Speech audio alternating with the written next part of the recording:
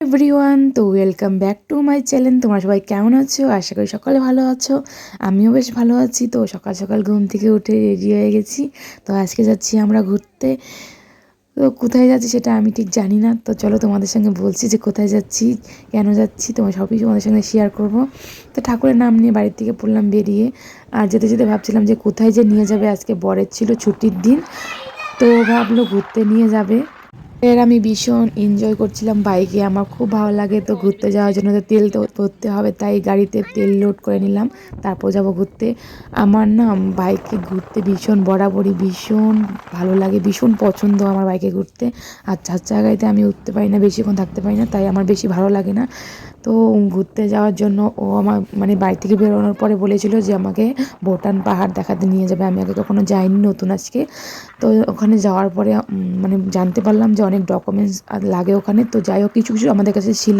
তো ছেলের কোনো কাগজ ছিল না বলে আমরা ঢুকতে পারিনি। আর তারপর হলো বাইকে ওখানে অ্যালাউ নেই, বাইক নিয়ে ঢুকতে দেয় না। তোমরা যারা যারা যেতে চাও বা গিয়েছো অনেকেই জানো যে বাইক ওখানে ঢুকতে দেয় না এখন। মানে আগে হয়তো যেতে দিত, এখন দেয় না। তো তারপর ওখান থেকে বেরিয়ে আমরা অন্য অন্য প্ল্যান করলাম যে অন্য কোথাও যাব ঘুরতে। তো আমাকে কিছু কিছু জায়গায়, মানে আমি যেটা জানি না, ও আমাকে নিয়ে যাচ্ছিলো। তো বললাম চলো ঠিক আছে, ঘুরতে যাওয়াটাই তো কথা, গেলেই হলো এক জায়গায়, অন্য কোথাও অন্য দিন যাওয়া যাবে ওখানটায়। তো দেখো বাবু অনেক সকালে ঘুম থেকে উঠেছে, এত সকালে ঘুম থেকে বেচারা উঠে না। আজকে তুলে নিয়েছি বলে গাড়িতেই ঘুমিয়ে গেছে। আমি বললাম ঘুমিয়ে নিয়ে তারপর আবার অসুবিধা হবে রাত হয়ে যদি যায়। তো রাস্তাটা আমার এত ভালো লেগেছে, দেখো ভীষণ ফাঁকা। আর বলতে বকবক করতে করতে দেখো চলে এলাম। তাই এখানে এসে ও একটু ফোন করছিল। তারপর এখানে পাশে একটা মন্দির ছিল, মন্দিরটা ভীষণ ভালো লেগেছে। মন্দিরের ভিডিও করা অ্যালাউ নেই বলে ভিডিও করিনি, জায়গাটার নাম ঠিক আমার মনে নেই। তো এখানে একটু ঘুরে টুরে নিয়ে তারপরে খেয়ে দিয়ে বেরোবো। আর এখানে ছবি ভিডিও সবই করছিলাম। আর আমি তো ভীষণ এনজয় করছিলাম। ঘুরতে গেলে সবারই ভালো লাগে।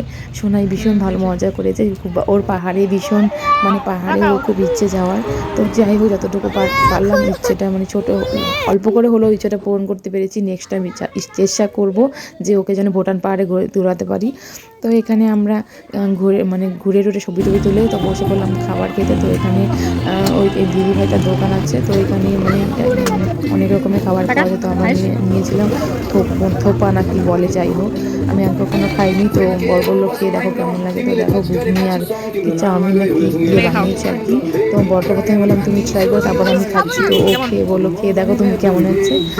তারপর ওর খাওয়ার পরে আমি খাবারটা নিলাম, নিয়ে যখন আমি খাবো তখন আমি দেখলাম নুন একটু কম হয়েছে। তো দিদিভাইটাকে বললাম নুন কমাচ্ছিল, বাবা চিপস চিপস করছিল, চিপস খাচ্ছিলো। ওকে বললাম নুডলস কিনে খাইনি।